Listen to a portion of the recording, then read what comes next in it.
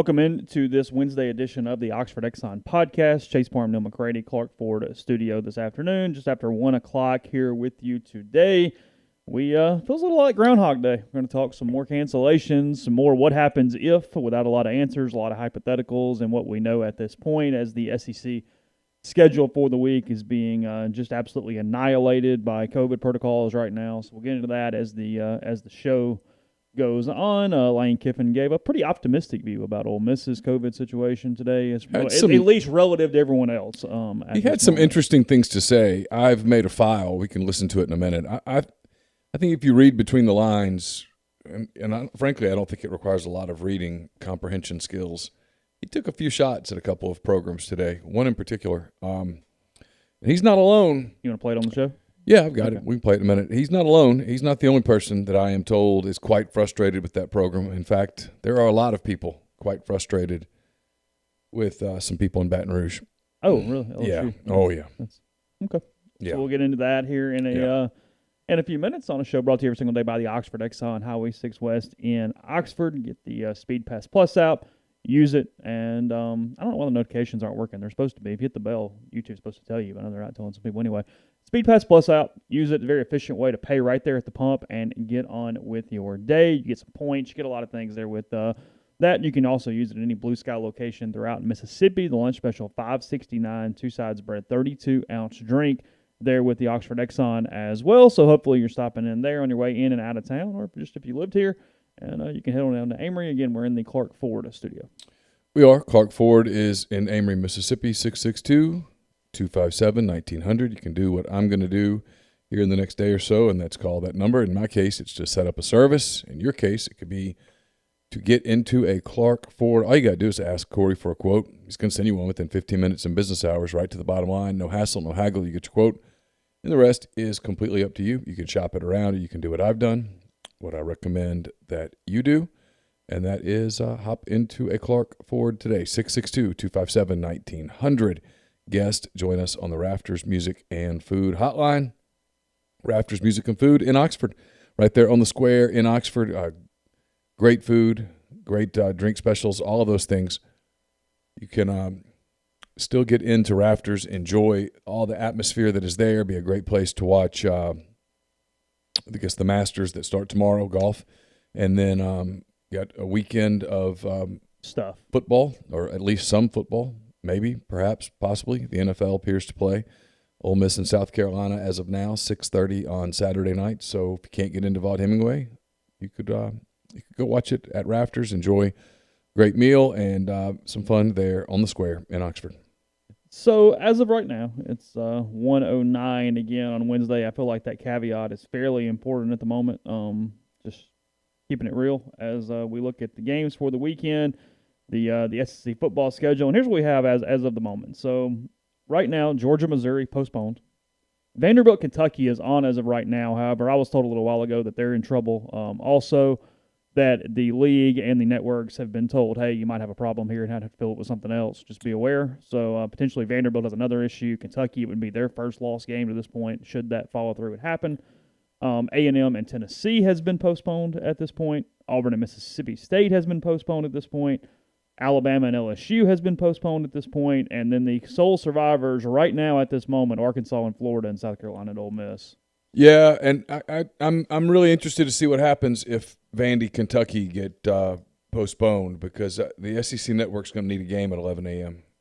I was told today, and this was speculation, not a guarantee by any means, but somebody who has some familiarity with the process, who said they thought ESPN would pull from the SEC Network to fill their slots first and then let the SEC Network kind of just deal with it as they can, let them fill the programming. However, because the advertising spends on those ESPN and ESPN2 games are so much more that they've got to find a way to get reputable content at least a little closer to what they would have lost. So if that happens, you've got to move either Ole Miss or Florida up to 11 a.m.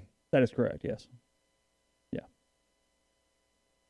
Yeah, I asked Kiffin about it. You'll hear it in a minute. He didn't know. Well, they have to decide if they want an 11 or a 6:30. The bigger question is, what do they do on something? Yeah, well, you're talking about ESPN at 11 o'clock. Yeah, I'm talking about ESPN has an 11 o'clock slot.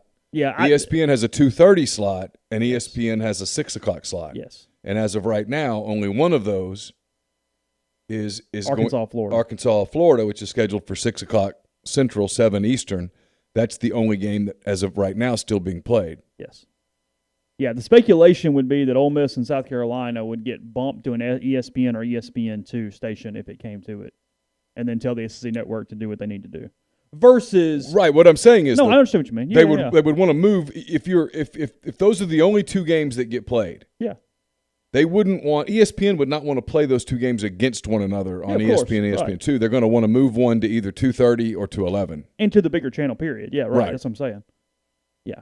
As opposed to grabbing some inferior conference from ESPNU or ESPN Plus or ESPN3 and just putting it on there. So SEC Network will have a day-long basketball preview show. You'd think I'm kidding. University of Kentucky basketball, 8 hours. Here we go. Well, like I was at the gym this morning, and they'd already kind of started that because they were doing Arkansas and Georgia, I think, today, basketball. That's what it looked like. Oh, really? Yeah, and so, they're recording all those interviews, and they could just roll those puppies over again on Saturday. You kind of shocked me because I hadn't looked at the calendar. Basketball's supposed to start in 2 weeks. I know. It does not. A, it doesn't seem like it, and B, it doesn't seem like we're ready from a society standpoint for it. I'm pretty worried about basketball at this point.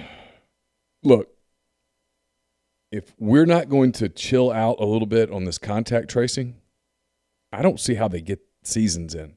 Especially basketball, where if you lose 1 or 2 dudes, that's it. And for 2 weeks, and I've bothered people. It's gotten back to me, different people that are irritated with me saying this, but I'm just keeping it kind of real here from a logistical standpoint. I don't see how that works, and I realize it's not the schools, it's not the SEC, it's the health people. I'm not even. It's not worth doing anymore. I upset more people than I feel like I'm making common sense, but I think I must be in the minority on this. I don't.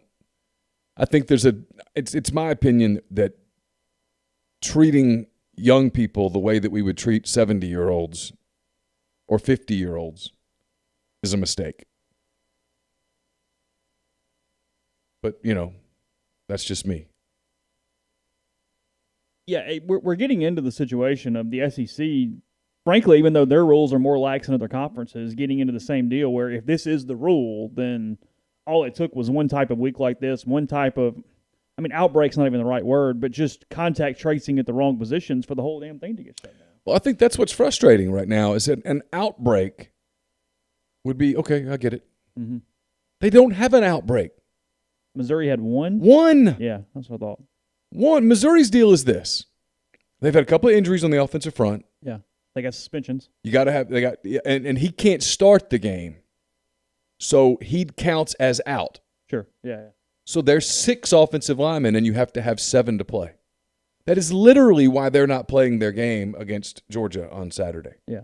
One half, actually. Yeah. The starting center throws a punch, so he's out for a half. And that's the deal. And the other thing that's happening, we'll play. You'll hear Kiffin sort of, I think, reference this, and I don't know Lane well enough to say this is what I think he was trying to say, but that's what it sounded like. You guys can hear it, and if you think I'm crazy, you can tell me. The other thing that's happening that I think people, when they had their big powwow this year at the beginning of the year, I am told by people who would know that they were told, hey, look, this is not going to be a typical season. We've got to get these games in. We've got a catalog of games. Let's get them in. Let's not play competitive games with this thing. Let's get it in. But here we are, late in the year, and you got LSU over there. They just got this skull drugged at Auburn, and they've already escaped one skull drugging against Florida, and now they've got another one coming because Orgeron can't shut his big fat mouth last year in the locker room. You finally beat Alabama for the first time in 11 years, and you do the tide roll, whatever. And Alabama saw it, and Alabama's played it on a damn loop inside that building. And Alabama, if you've noticed, Nick Saban never lets his players trash talk, and they've trash talked this week. Alabama's going to beat the ever-living shit out of LSU the first time they get an opportunity. They're not going to take their foot off the gas. They're going to beat them like a damn drum. And LSU knows it, and so they're playing games. And they're screwing up the whole thing. And now they're going to cost the league money because now Missouri's lost a second game. If you do this with Kentucky, now they lose a game. Vandy's lost, 3 games to this? The only 3 schools as of this moment out of 14 that haven't had a problem are Ole Miss, Arkansas, and South Carolina. Right. So Ole Miss and South Carolina, assuming they play Saturday, they're going to get through week 7 unscathed, yeah. And Arkansas is too. So they have flexibility. And I hate to break it to everybody, Ole Miss is going to have a game moved. There's no doubt about it. Ole Miss is going to have a game. They're going to sacrifice for the greater conference here pretty soon. Arkansas is going to have a game moved. Yeah. And I don't know about South Carolina. I haven't looked at their schedule. But Ole Miss and Arkansas are both going to have games moved here very soon. Mm-hmm. And frankly, that's where I think if I'm Sam Pittman, if I'm Lane Kiffin, I'm like, well, no, wait a minute. Hold up. We've kind of done this the right way. Here we are. And now you're going to jack us around. It's no big deal, but just pointing it out. I think that was some of what Kiffin's frustration was today. He's like, I don't know, but come on. I'll go ahead and play it. All right. This was Lane Kiffin at noon today, a little afternoon with the local media. I'll let you guys hear it, and we'll be back to talk about it right after he finishes. Here's Lane Kiffin. Wednesday down. Last really full practice for us, so we were ready to go. This is a team with really good players that has played good at times that I'm sure isn't happy about last week, so they're going to come in here on fire, and I'd like to say we're really healthy from the bye week, which a lot of times is the case that actually isn't. We've, got 3 starters out with different injuries that occurred last week, so is what it is. Guys got to step up and be ready to play.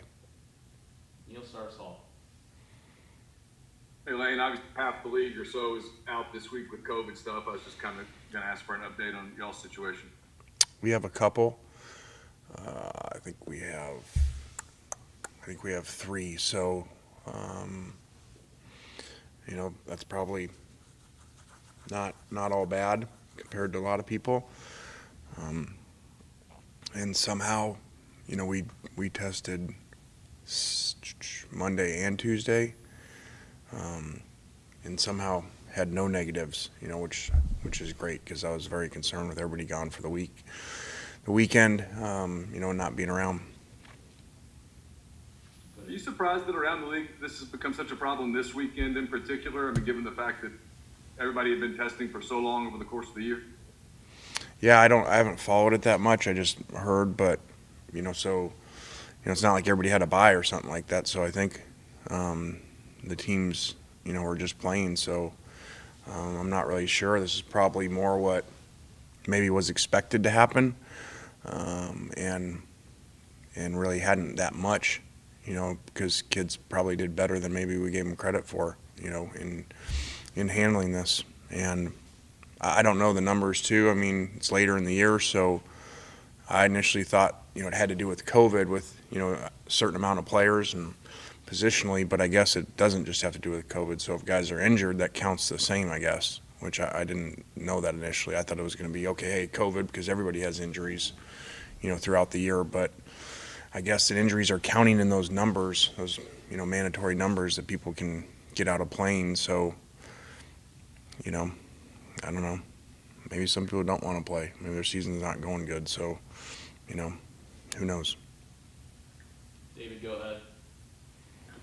Lane, you talked a little bit about this on Monday, and I'm sure you've been on both sides of this coin. But what about the difficulty, if it's you, or the advantage if it's your opponent, of really not knowing who that quarterback is going to be and the special skill set that each quarterback can bring to a game? Well, that's always difficult. That's why I like when we play both ours. So people have to prepare for them because they're so different. That's always the case, with quarterbacks when you don't know, especially if the players are different style players. Nate, go ahead. What is kind of your evaluation of those 2 different quarterbacks there? I think, up and down throughout the year. The Colorado State kid played really well at times and then struggled here as of late. So, these guys can run the ball really well.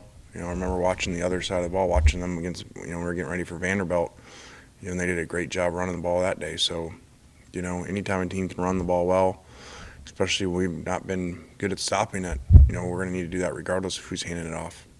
And the style that Will plays, and, you got a lot of I think they've had a lot of games here lately in 50s and 60s play counts, which I think is, how he likes it, kind of old school, and probably see a lot of that, especially with us being a tempo offense. So, we've got to get off the field. Go ahead, Nick. Lane, you talked earlier this year about the group chat that you and Will and Jeremy and Kirby and all those guys have. Just curiosity, who initiated that? How did it come about? And just how active is that group message? It's a good question. I feel like I initiated it, but I don't know that. I think it was a lot more active in preseason with everybody trying to figure out what we can do, scheduling and COVID, and what are you hearing about this and scheduling and all that. So I think it was really active, and we had more free time then too. I think it's died down a little bit, especially with I think all three of them lost last week, so they've been pretty quiet. Go back to Nate. I guess the three of you, other than Will, were kind of there around the same ballpark with Coach Saban, and Will's there when he's at LSU a lot before. Kind of what different experiences did he have with Coach Saban? I haven't really talked to him that much about that. You probably have to ask him. Kirby's told me a few stories, but there's I can't tell him. There's actually some really good ones. Go ahead, David. Lane, you said Monday, as the week progressed, you'd know more about your place-kicking situation. Anything else you can share with us on that today? Well, since they're not saying who their quarterback is, we're not going to say who our kicker is. We'll really get them. But they'll obviously know in warm-ups because now we have to go out there, so we won't be able to hold it a secret. Back to Nick. This is kind of a recruiting team building one, but when you're out on the recruiting trail or this year when you're doing Zooms and all that stuff, how valuable is it having guys in the NFL who are making headlines like Metcalf and A.J. Brown are? Is that an asset for you guys recruiting, or is that something that doesn't ever come up? I think that's a little bit. I think that's more when you were there, I don't think a kid really chooses a school because a player played there, But I think it's more if you coached them, we can bring it up, whatever. But I think it's of more value when, you coach somebody, say, okay, we coached this guy, and here's what he was coming out. He's comparable to you or whatever, and here's the process of the 3-year process of getting them to the first round. So I think that matters a little more. Maybe there's a little bit if you're recruiting an in-state player and there's a great player that stayed home, so it just gives them, an example to say, hey, you don't have to go to wherever, Georgia, Alabama, LSU, or whatever. You can stay right here, and it's been done before. Neal, go ahead. Lane, I meant to ask this a minute ago. I'm sorry. With all the games being postponed, is the time of your game Saturday been talked about being changed, or are you guys set for 6:30? I have not heard anything about that, so I assume we're still set. Back to Nick. Off that, just assuming you haven't heard anything about the Texas A&M game next week being in jeopardy at all. I have not. I don't. You guys would know more than me. I don't even know which side canceled these games. Of the teams, or if both were under their numbers, or if one coach didn't want to play. So because they don't like where their numbers are at certain spots, or injuries, or how they're playing. So that was Lane Kiffin. We'll discuss that in a minute. I think Neal had a very good point. I think he's pretty accurate there. Lane, not really mincing words at all, frankly, being a little sarcastic, but otherwise, Just a little. He told you exactly what he feels about a number of topics there. So we'll just give us a second to marinate that. We'll pay a few bills, come back, tell you what that means. First, tell you about community mortgage. Oxford, Memphis, DeSoto County, and Chattanooga. All underwriting and processing is done in Memphis. So you're getting local underwriting, understands your market. A leader in condo financing, the float down option, and more. You can find Jason at 662-234-2704 or JLOWE at communitymtg.com. We'll laugh at something. But Will Burns' comment's funny. Oh, yeah. I'm glad we got to the bottom of Kickergate today, of all days. The podcast also brought to you by the College Corner. It's your one-stop Rebel shop, 2 locations in the Jackson area. It's the sponsor of Picks, which, thank God, I have not put a lot of time into this week because I've already had to revise it once. I'll probably have to revise it again. Searching for games to pick this week as opposed to picking 3. I wasted time filling them out this morning. I know. I've just waited till I was going to wait till at least tonight. Anyway, those are brought to you by College Corner. collegecornerstore.com is the place to go. Mention Rebel Grove at checkout. Get 15% off your entire purchase. You can also use it online. Just put Rebel Grove in the coupon tab at checkout. We're also brought to you by Dead Soxy, deadsoxy.com, sponsor of our Soft Verbal podcast. We'll have that to you sometime later this week. Dead Soxy, the best socks you'll put on your feet, whether it's the no-shows or their traditional socks in all sorts of colors, styles. It's great. You'll love it. Give it a shot. DeadSoxy.com. Enter promo code Rebel Grove at checkout. Get 30% off your order. And as always, stay Soxy. We're also brought to you by Pinnacle Trust. We'll be taping a Mind on My Money podcast tomorrow. Probably talk about election instability, even though it appears to be pretty stable. But watch the markets, vaccines, how vaccines affect markets. All of those things will be talked about on that show. It's brought to you by Pinnacle Trust. Pinnacle Trust, based in Madison, Mississippi. They've got clients in more than 20 states, advisors in multiple states, founded in 1997. Pinnacle Trust provides detailed specialized investment management, financial planning, retirement planning for individuals and businesses, and much more. Pinnacle Trust investing is treated like a commodity. Decisions are made using objective information and research, not emotions. So get in touch with them at pintrust.com, PINN trust.com. Tell them that you heard about Pinnacle Trust on the podcast. You get 10% off your first year's fees. Yeah, so other than Lane messing around about kickers, it was. Well, his frustration is this. He's like, okay, I get the COVID thing, but now you guys are using injuries to avoid games. That's what he's saying. And the truth is, he's saying some of you just are doing this because it appears you don't want to play the game. Yeah. And what he's really taking your ball and going home. What he's really wanting to say is, do you think this is the team I want to play with for 10 games? I'm the one that inherited this train wreck. But we're playing. You think Sam Pittman, this is his idea of what he wants to build at Arkansas? He's playing. It's the irony of whatever. Lane Kiffin hasn't had a game missed yet, but he's the one team that's gotten fined for mask protocol. Yeah. I mean, I'm sure Sam Pittman knows that they're not winning in Gainesville this weekend. He could go, hey, I've got it. I touched all these guys. We've contact traced the roster. You're not going to be able to make it. Sorry, Dan. Woo pig. Sorry. No, it's not what they're doing. I mean, seriously. Yeah. 2 of the programs that have every reason in the world to go, hey, let's skip some of these games. We're on a roll, I mean, we just beat Vanderbilt. We just beat Tennessee.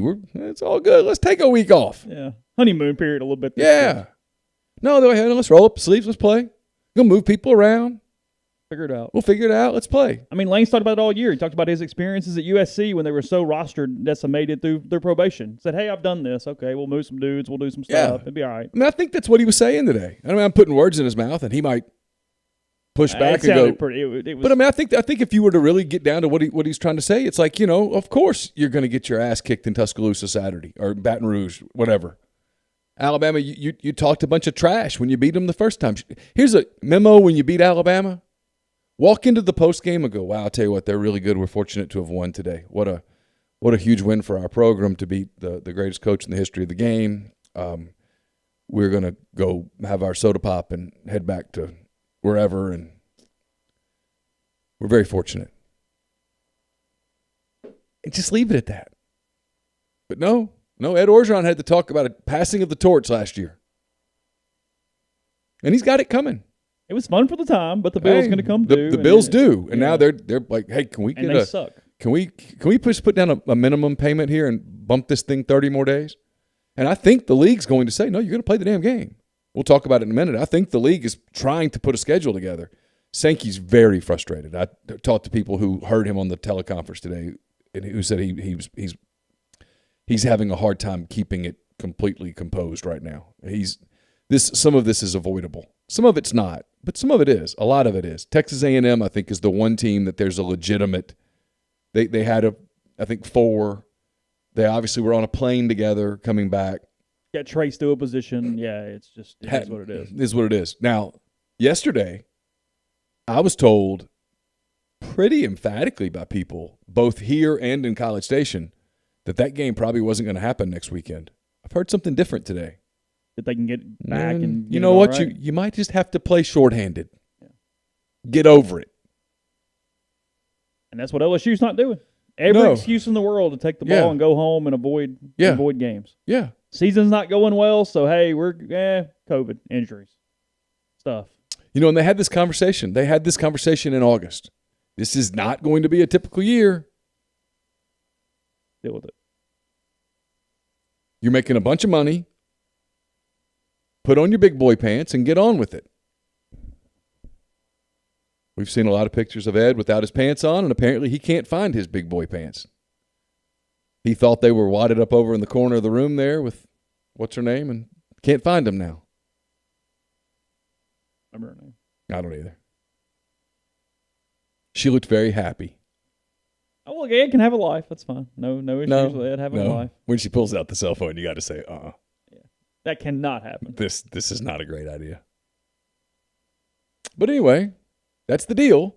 And the league wants them to play games, and everyone's going to try to play these games. But now what has happened because of this week is all hell's broken loose. There is no margin for error anymore. And that's why the league is starting. Literally with most teams. Yeah. It's why it's very possible Ole Miss has to have games canceled that actually they are not sick from, or they have the other opponent is not having a problem with, to make sure other people can get their crap together. Right. So if you made me guess today, I would guess that Ole Miss is playing on December the 19th, either against LSU or Texas A&M. My guess today would be they're playing LSU on the 19th. Because of A&M. Because of LSU yesterday. Yeah. Because obviously Alabama can't play on the 19th. So right. Alabama's going to be playing Florida on the 19th. Ohio State and Maryland now canceled as well. Oh, really? Yeah. And will not be rescheduled. No, because they waited too long to start. They gave no ability to do anything.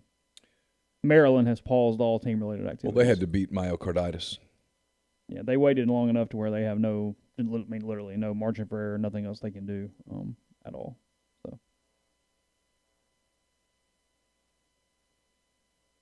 So that's the deal. I mean, you got to give Kiffin credit. That was 8 minutes. And about 4 minutes of that was gold, and the part that wasn't gold wasn't his fault.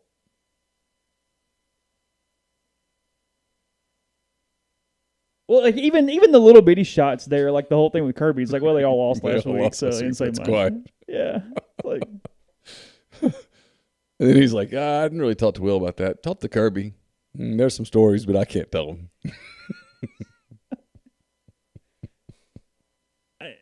Well, it's the credit to what he is. Is like I said, he's not Spurrier. He's himself, but he's not in a press conference. He's just talking.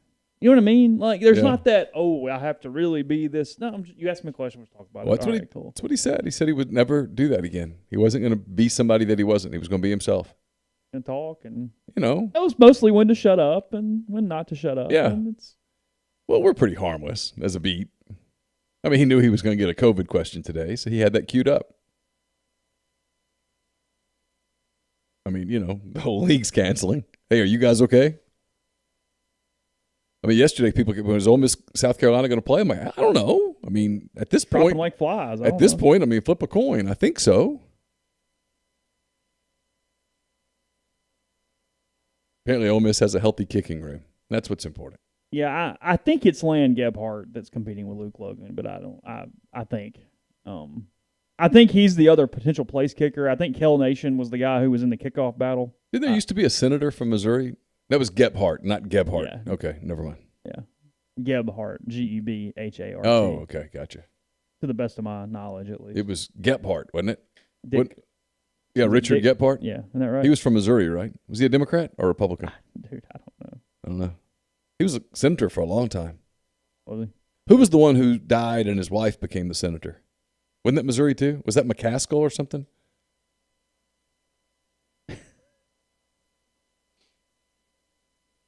Was it a senator? Yeah, I think so. He died, and then she ended up running for his seat and got it. Yeah, Dick Gephardt. It was Hardt. Yeah, was he a Democrat or Republican? He was a member of the Democratic Party, and he was Okay. the House Majority Leader from '89 to '95, and the Yeah. Minority Leader from '95 to '03. Yes, he was a big deal. He ran unsuccessfully for the Democratic nomination for president in '98 and '04. I mean, '88 and '04. So. Okay, was Claire McCaskill? Was she the one whose husband died and she ran for his seat and got it? I don't know. I think that feels right. You may start looking all this up. No, I don't know. I'm just curious. I didn't know if you knew it off the top of your head. Claire McCaskill is a former United States senator From Missouri. from Missouri. Yes, that is correct. And I think I'm right. I think She her. was a senator from 07 to 19 and the state auditor of Missouri from 99 to 07. Okay, so she didn't inherit.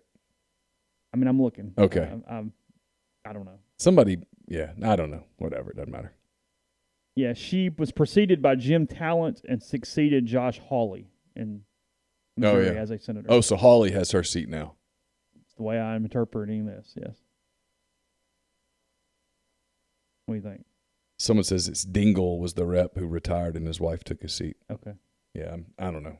Maybe I had a dream about it. Who knows? Yeah, McCaskill is married to Joseph Shepard and was married to David Exposito. So yeah, Okay. no, there was no How about that? McCaskill that was. So she appears to be. Yeah, she is just using her maiden name as McCaskill. Blake Robinson says, did the first 4 Ole Miss basketball games get canceled? I have not heard that. No, I don't think so. They redid the schedule. They moved some games around. The schedule's on the website somewhere. They're having the tournament. Everybody's non-league is really watered down this year. Again, is what it is. Yeah. Looks like Ole Miss will be playing Wichita State, however, with a new coach at Wichita State. I do not believe Greg Marshall is going to make it to January. He's not going to hang on. I don't think he's got a good shot there. I think there's a good chance that there's a hostage negotiation video in their future at some point.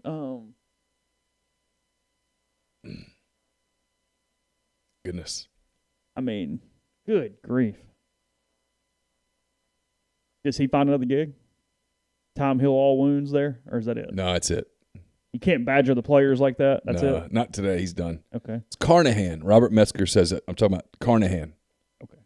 Yeah, I knew it was somebody from Missouri. Sounds good. Speaking of guys trying to work their way back, Liberty and head coach Hugh Freeze have agreed to a contract extension that is running through 2026. The university announced on Wednesday they're a private school, so I don't have to tell you how much they're paying him. However, Chris Lowe called it lucrative and said he's one of the top 5 highest non-Power 5 head coaches in college football. Sometimes prayers are answered. Blessings. I thought he pretty much already was. He's making $2 million a year. There cannot be that many non-Power 5 schools paying over $2 million a year for their head football coach. Look, if Will Muschamp gets fired, he's on the list. But he's not the only person on the list, and I'm not sure that he's the first person on the list. There's intrigue in Hugh Freeze, but there's also stuff. Just kind of like, Sure. And when people dig into what he did at Ole Miss, they notice how it started, but they saw how it ended. Mm-hmm. Not just NCAA. They see what 2017 was going to be. Sure. South Carolina doesn't have to go far to talk to somebody who worked with Freeze. And I don't think they're best pals. Yeah, you can make a phone call there and go, hey, what's up? Yeah, you could what do you think? Put your mask on and head over across the campus and talk, and I suspect he'd. Is he still there? He's not, is he? What are you talking about? Warner. No, he's not. That's what I'm saying. He's not there anymore. Oh, he's not there anymore? Yeah. But, I mean, it's all good. Yeah. Yeah, Bobo's the OC. That's right. Yeah. Yeah, Dan's back in Oxford. Oh, is he? Okay. Yeah. You can tell you get out a little more than I do. Yeah. I saw him on the golf course. Yeah. Yeah, he's back here. Anyway, yeah, let's see. Ian McCall, he's also, speaking of revitalized careers, the AD at Liberty. He says Coach Freeze is a wonderful blessing to Liberty, and we are grateful for his outstanding leadership and football of our football program and mentorship of our football student athletes. All aspects of the program are on the rise, including on-field performance, academics, recruiting, and operations. Yeah, Freeze had a thing as well there. So, anyway. I don't know. They got a ton of money. Like I said, Liberty makes a killing off online students. They have like thousands and thousands of online students. Just a diploma mill that brings quite the capital into that university. Look, he should stay there. It's a very comfortable spot there. There's no media. The media that does come in, it's favorable. It's only if something goes well. Yeah. Featurey. He gets free shots. And Freeze is pretty good with free shots. Yeah. He gets free shots every year. And he's not going to get blamed if NC State beats him in a couple weeks. No. I mean, whatever. No, of course not. He's got to beat up on programs and not lose games against, frankly, programs that have worse coaches than him, because he's going to be the better coach in almost every game he coaches against other Group of Five or independent teams. And then they've got more money than everybody else from a program standpoint than everybody else they play against. Inside, I get they're not in a division, but the other independents or Group of Fives they play. And with the exception of the Coastal Carolina game this year, every time they play a big game for them, it's not a big game for the other team. Yeah. So you get free shots at a sleeping opponent. And frankly, you get a nervous head coach on the other side that goes, hell, we can lose this stupid game. Yeah, of course. Of course. I mean, what's Dave Doran going to say to the NC State kids? Y'all, this is Liberty. And they're like, okay. I mean, he can put the Virginia Tech tape on, but that's I mean, it. It's. I mean, he can walk in the room and go, guys, we're playing Clemson this week. We're going to have to be crisp. Yeah. And they're like, yeah, you're right, Coach. Yeah. Guys, we're playing Liberty this week. They're like, come on. And by the time they realize, oh, shit, Coach was right. Yeah, mid-third quarter, and you're down 7, and it's suddenly a little late, yeah. It's a great spot for him. It is. It's a good spot for him. He's going to get another gig, though. It's just this year or next year. I mean, it just is. And he's going to take it because that's his goal. Whether he should or shouldn't is completely unrelated to the fact that he is going to. There's no way he turns down a Power 5 job to stay at Liberty. I just do not believe so. No, I think you're probably right. The SEC job that is going to be interesting if it takes another year is Tennessee. Because you think that actually can whatever. I guess it could. They're going to have the same reservations. But every passing year makes it a little further away.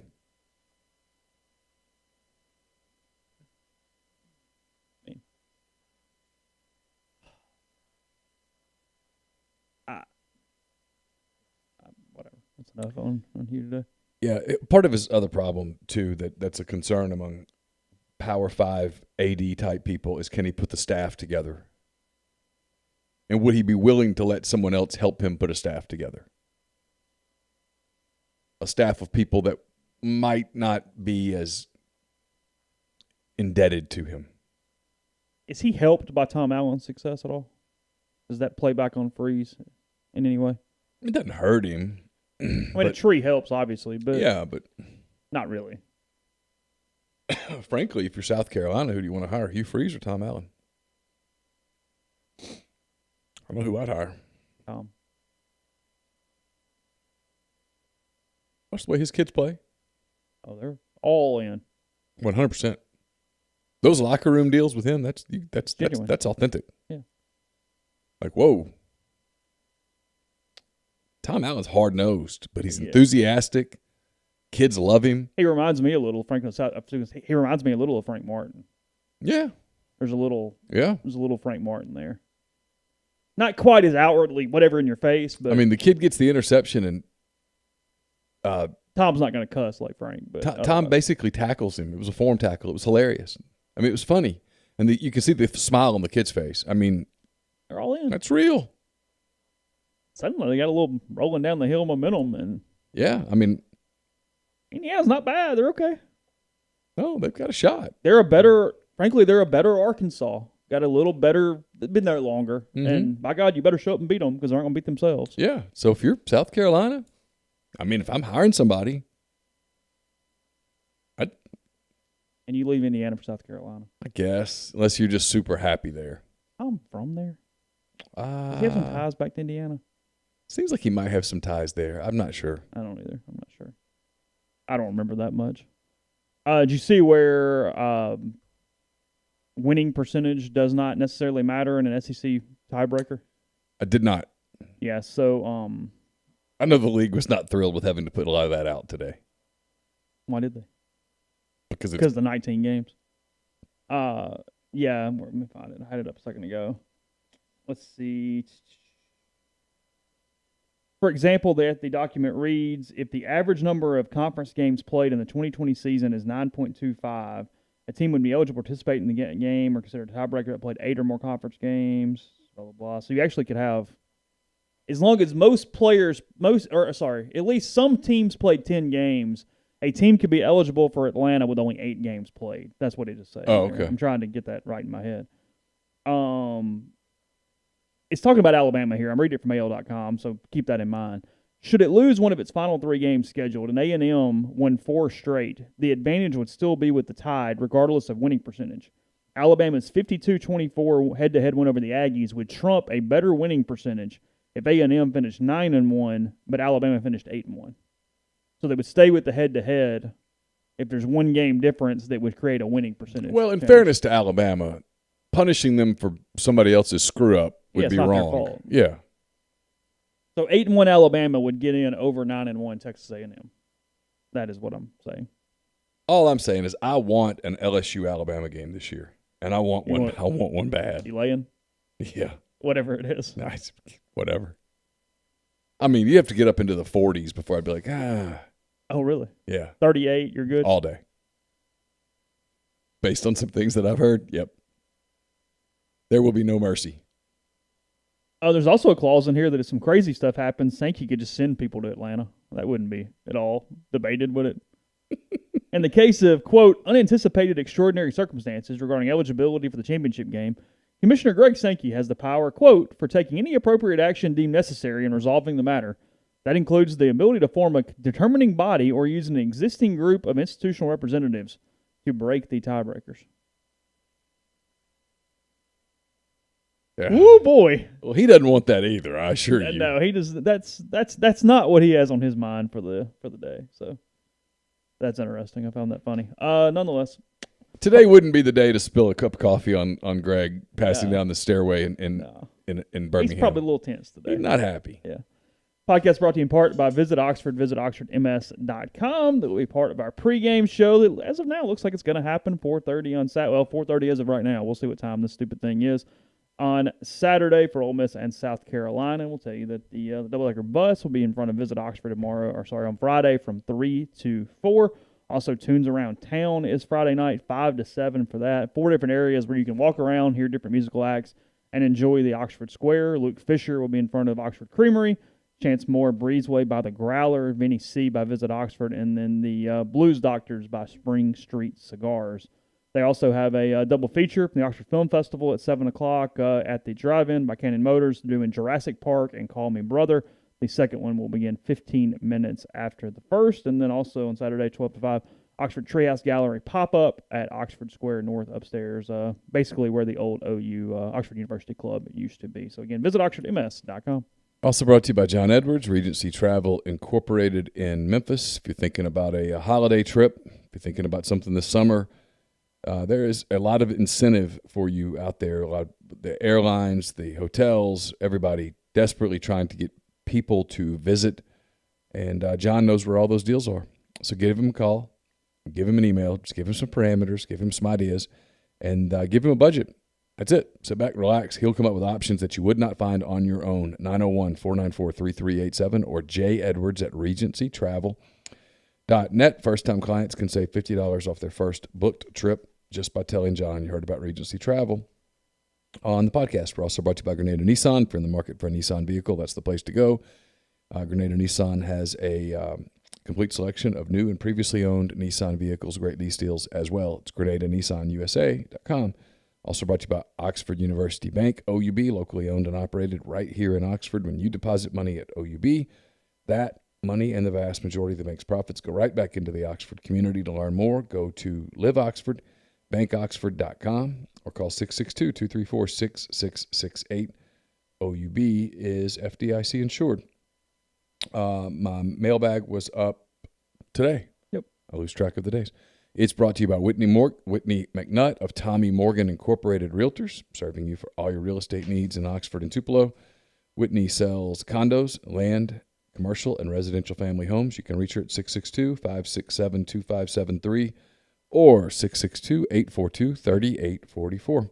And we're brought to you by the law firm of Bain, Moss, and Bowen, located in historic downtown Corinth. Their firm practices a wider range of law, from DUI defense to car wrecks to representing government entities.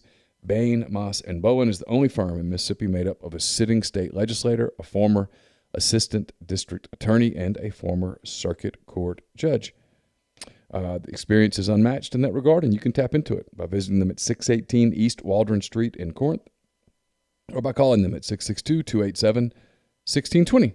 And we're brought to you by Meadowbrook Wealth Advisors of Raymond James, a team in Jackson providing planning and investment guidance to clients across the state and the surrounding areas.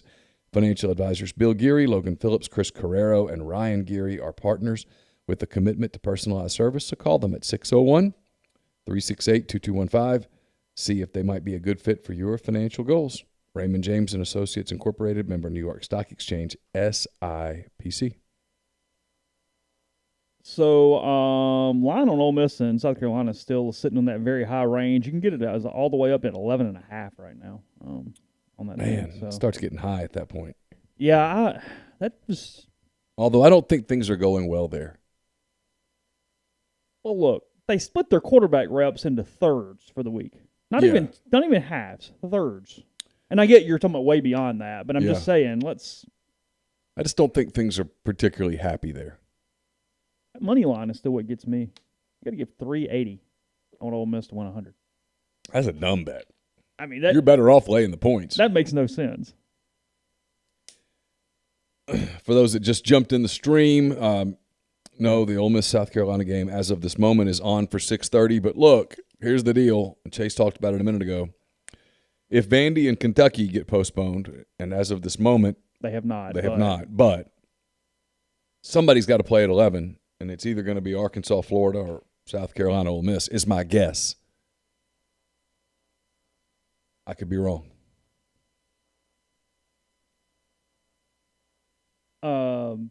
Tom Allen was born in Newcastle, Indiana, and is an Indiana alum. Oh, okay, so he's not leaving. He's not leaving for South Carolina. Yeah, he Maranatha Baptist University and Indiana University. Yeah, I mean, that'd be like me leaving ULM. Just no way. I'd turn down the Notre Dame job to stay at ULM. Would you? Oh. He was with Freeze at Arkansas State and Lambeth. Yeah. So he'd been with him for a while. Yeah. Then I forgot, he went to South Florida for that year. I forgot about that. He was there with Taggart for a year before Indiana. Because he was not on the 15 Ole Miss team. Wasn't it Tom Allen that was celebrating a play in practice and knocked his teeth out? Picked him up off the ground, put him back in place, and kept coaching? I don't remember this. I do. He's one fiery dude now. I want to say it was D.T. Shackelford that he hit. Really? Celebrating a play just in a practice in August. I was like, that dude's crazy. But I do remember his players loved him here. Loved him. Would have run through walls for him. He did wonders with Denzel Kimdichie, if I'm remembering correctly. Well, that's correct. Yeah. Getting him to play hard. Well, he did a real good job with a lot of those guys. That Bird and Joel Kite, and kind of made those dudes serviceable linebackers at a time when Ole Miss was not recruiting linebackers hardly at all.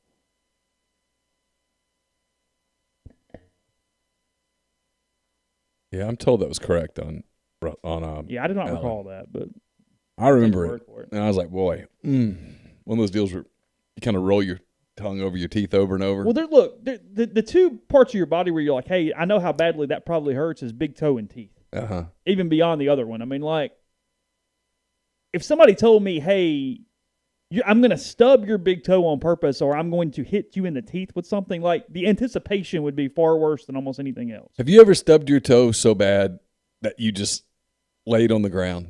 Yeah, I was probably in high school, maybe early college, and Dylan and I were playing around in our living room at my parents' house, and it was so the people that had the house before them, it was a garage that has been converted into a really large living room, so there was like concrete under it. So the floor was kind of hard under the carpet or whatever, and I went to kick a ball, and I missed the ball and kicked the concrete with my big toe. Oh. And I mean just down, out, withering in pain at that point. Yeah, I've done that. I hit mine once in the middle of the night on the wood like post, on the bed. Well, hardly anything hurts worse than that. Yeah, you hit the and I hit hit the it, bedpost, and I hit it just right, and I just fell to the ground and laid there. I think I almost fell asleep there. It was too much pain to get up. That was the worst. And I've broken my face, and I thought the toe hurt worse. When I got hit with the comebacker and broke my nose, I barely even remember. Like it hits you so hard and so blunt that you almost don't even feel it. It just kind of goes numb and it's kind of whatever. Yeah, when I got hit with the ball, and it broke the whole left side of my face. I literally had reached in, took the contact out because I could feel the swelling. But put my glove back on, did the little thing with my glove, and was like, okay, I'm ready. And it's like, no, you're not ready. At least you had to coach through that. When I threw my arm out and had Tommy John on the pitch, I mean, it sounded like a shotgun went off. Like, you know how it happens in the leagues. I mean, it's that pow, and like the ligament just explodes in your arm. And they almost turned a triple play on the play. There were 2 runners on, no outs, and one guy got on. So there's 2 outs, like 1 dude on or whatever. And I get the ball back and I grab it and I have like no feeling, like nothing. And I don't remember if I like pull the catcher up and like try to just like toss or whatever. And the coach comes out because I'm like, hey, you got to come here. Like you heard that, right? And he goes, yeah, can you finish the inning? And I was like, no, actually can't. You got another arm. Well, and it was several days before the doctor's appointment. So 3 or 4 days later, it was during summer, so it was like Legion ball. And we were like playing before a game, and I got a ball in my hand, and I started just kind of like popping, just like 40 feet, whatever. And I was like, okay, I feel okay. I was like, did I dream this? Is it something else? Yeah. You get like back to 90 feet though, where you got to extend that like down to your knees. It was like, okay, nope, that's it. It's blown. There's nothing there. It's all good. So, yeah, that went numb too. I really don't remember the pop. I was about 10 minutes away from the hospital when the pain set in. And that was it. And it was something else, man.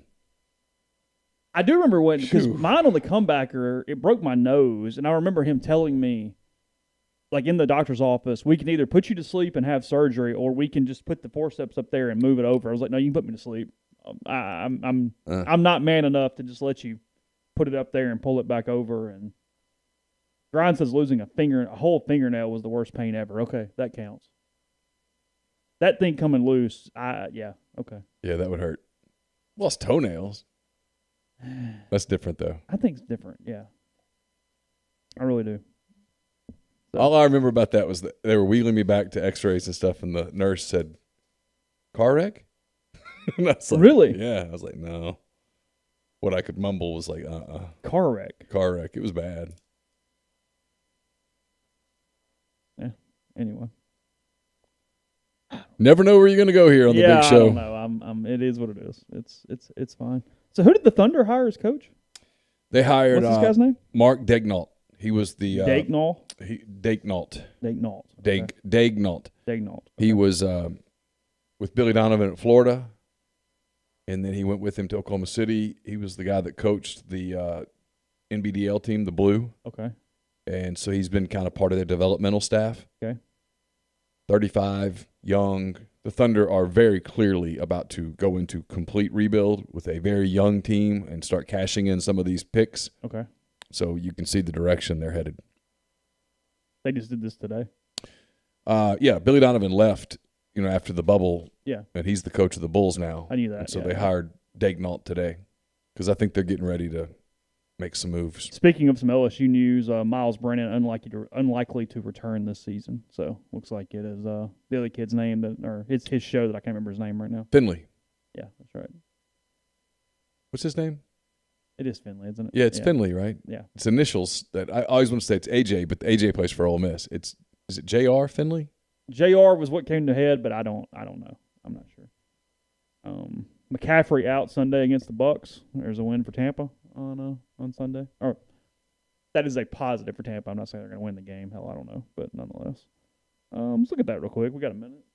Damn, did you see what David said in the thing? He hit a pier water skiing at 9 p.m., knocked out 4 teeth, and shattered his jaw.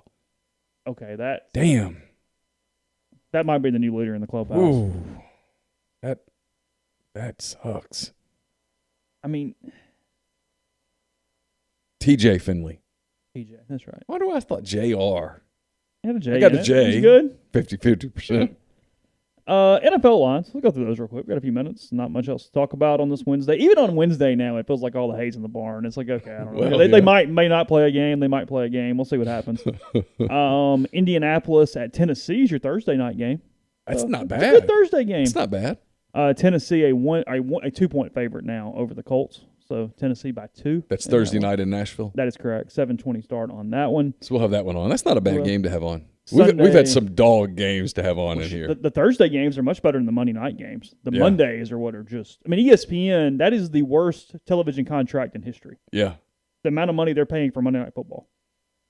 Jacksonville, Green Bay on Sunday. Washington, Detroit, Houston, Cleveland, Oof. Philadelphia Giants. Yuck. That's a playoff game. Let's play in game almost there, isn't it? Tampa, Carolina, as I just mentioned. LA Chargers, Miami. Denver, Vegas. Oh, my God, this is terrible. Buffalo, Arizona. Cincinnati, Pittsburgh. Seattle and the Rams. Okay. They hate one another, so that's always fun. I like Seahawks-Rams games because Yeah. they do. They absolutely hate one another. Yeah. It's a low-key Ravens-Steelers kind of environment between those two teams at this point. San Francisco is at New Orleans. San Francisco is still without a lot of players, but that is your national game of the week at 4:20 or 3:25 on Sunday afternoon. Saints favored by 7 in that one. Rams favored by 1 at home against the Seahawks. Again, that Saints line has actually moved now. It opened at 7. It's all the way up between 9.5 and 11, depending on the book that you would take. That's a huge line for an NFL game, even with the injuries and the other stuff going on with the 49ers. Baltimore and New England is your Sunday night game. And then your Monday game is Vikings against Bears. Vikings-Bears on Monday night? That is correct, yes. I might watch it. So you'll soon be able to see your team. Don't worry. Huh? 2.5 point favorites, by the way. Bears? Bears over the Vikings, yes. God, the Vikings must suck. Patriots getting 7.5 against the Ravens. Those are the only lines that mean much. You know, I usually don't like the Patriots, but I catch myself kind of cheering for Cam a little bit. I don't know why, just because he cracks me up. Like the latest ad with the assistant locker room manager who does all the wardrobe stuff, and it's a funny ad. I don't know. Sorry. So you think they're more palatable without Brady?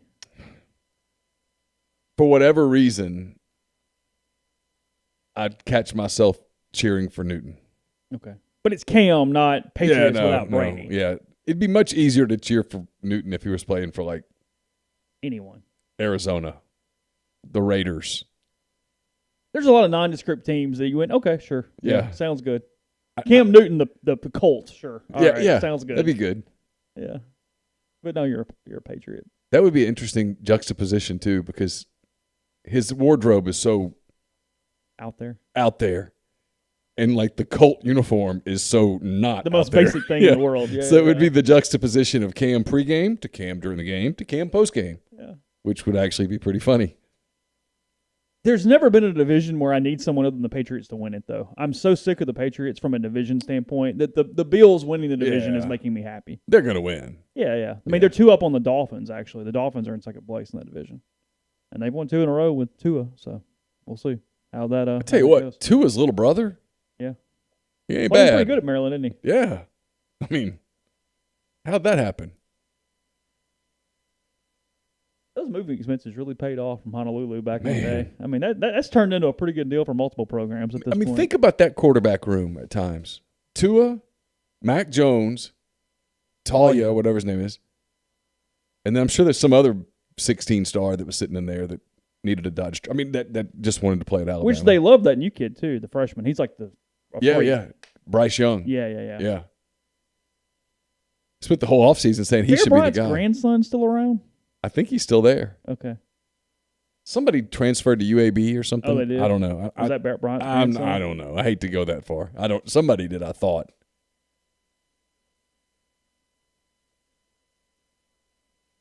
There's a lot of Alabama regimes in the past where that guy would have just played, no matter what. Like, Mitch is under center. It doesn't matter who. John Elway can be over there, and he is under center at this point. I mean, anything pre-Saban, and it's like, hey. Yeah, you think Mike Shula's sitting the Bears' grandkid? He would have been flogged. Yeah. Yeah, somebody would have walked in Dennis Franchione's office and went, you know what, bud? We got our quarterback. Yeah. He's right there. So. I got so tired of that. The media. If you didn't call him Coach Fran, Really? fans would get mad at you. Yeah. Fran. Yeah. And so we got him on the radio show, and I called him Dennis because, well, his name is Dennis. And that was a problem? Oh, it was 2 or 3 days of disrespect. I'm like, it's not disrespect. He called me Neal. I called him Dennis. Why is that complicated? He didn't call you Reporter Mac. No. And I guess had he, I would have said, okay, well, Coach Fran. And we could have just played along. But no. That's a thing in places. It bothers certain fan bases more than it bothers others. And you read and judge media who do it in press conferences. Yeah, hey, sure. Coach. Hey, Coach, yeah. I mean, like, if I'm talking to one of the players and I'm asking him about something that Kiffin said, I might say, hey, Coach Kiffin said. Although a few times I've said Lane said. Yeah. I mean, they know who that is. Yeah. They got it. But if I'm talking to Lane Kiffin, why would I say, hey, Coach Kiffin? Mm-hmm. He's not my coach. I don't play. And he's cool, whatever. Well, he doesn't expect that. I think he'd be creeped out by it. Hey, Coach Kiffin. Yeah. Right? I mean, I would be better off. I mean, I would call him Mr. Kiffin before I called him Coach Kiffin. He's not my coach.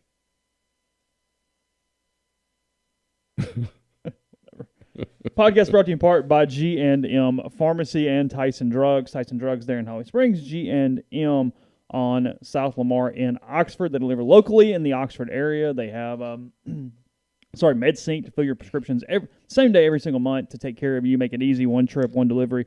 There with G&M. Also, Right Way Meds to individually package your medications that can help them saving lives. Make sure you don't take things at the wrong time. They have you covered in all those different ways. So, again, you can find out more at both locations, 662-236-2222. With fall upon us, now's a great time to start preparing for colder weather. No one wants to come home, find out their heating system isn't working. Our friends at Comer Heating and Air have you covered. Comer Heating and Air is the name you can trust.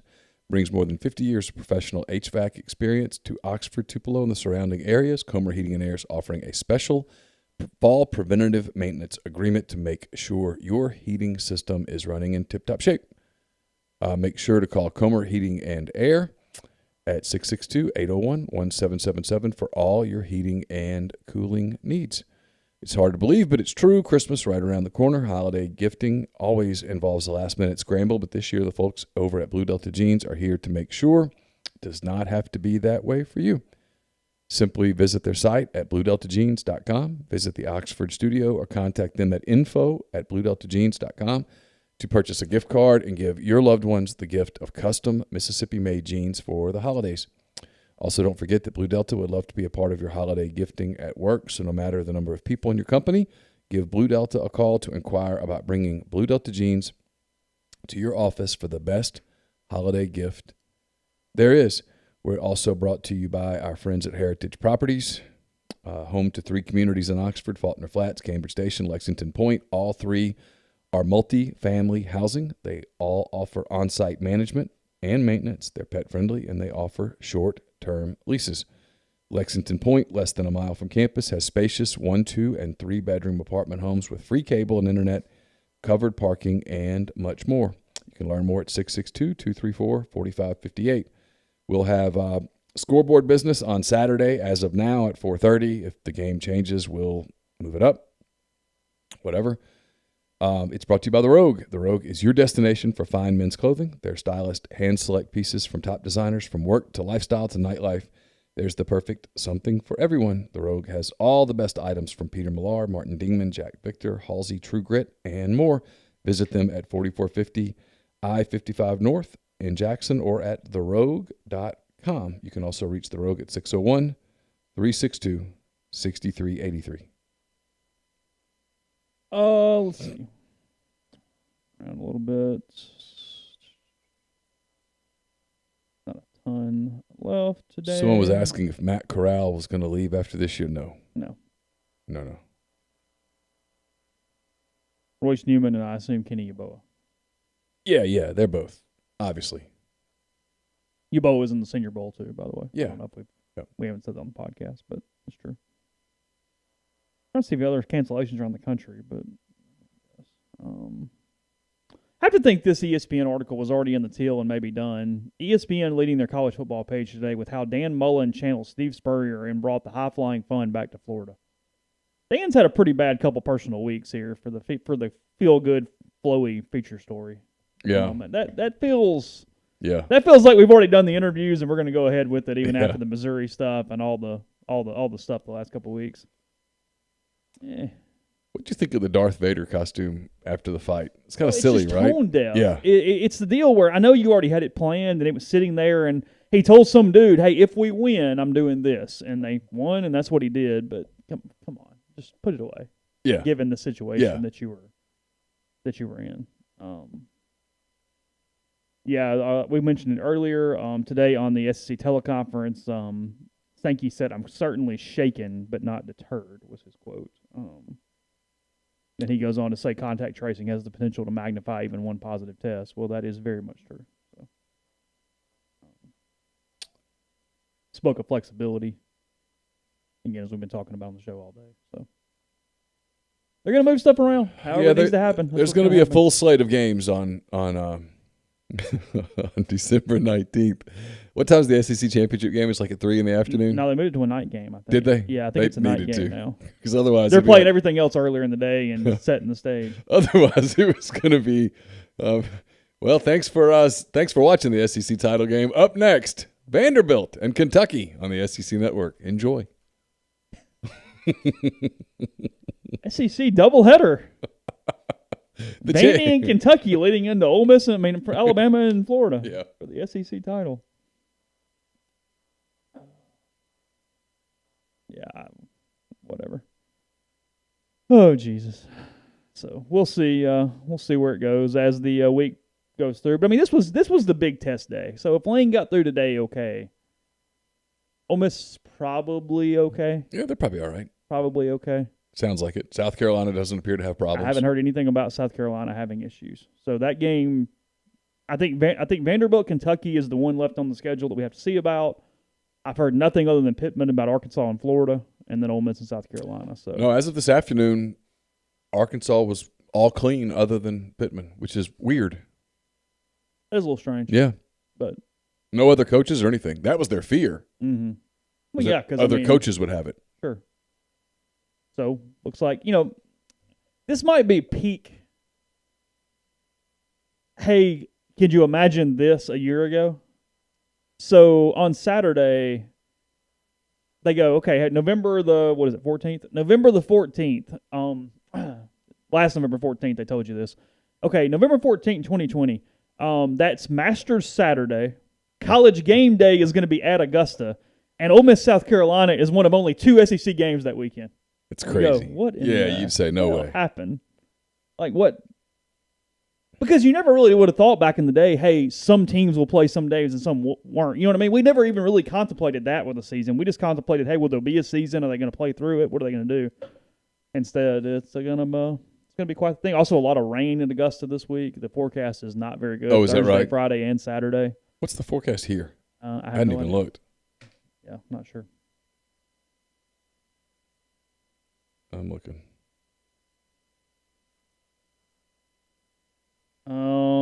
70 and sunny on Saturday. Oh, yeah. Low of 58. Yeah. So, great day for football. Rain on Sunday. Yeah. And then it cools off a little bit next week. Next week's nice. Really? Highs in the 60s, lows in the 40s, sun. Okay. So, all right, we'll keep you abreast of anything that develops with Ole Miss, South Carolina, or other SEC games on the message board at rebelgrove.com. We'll be with you tomorrow night, 7 o'clock, for our normal hand-raised guys Thursday evening show. So appreciate everybody that interacted in our live stream and obviously listens in podcast form as the show goes on. So appreciate all of you, and we'll talk to you again tomorrow.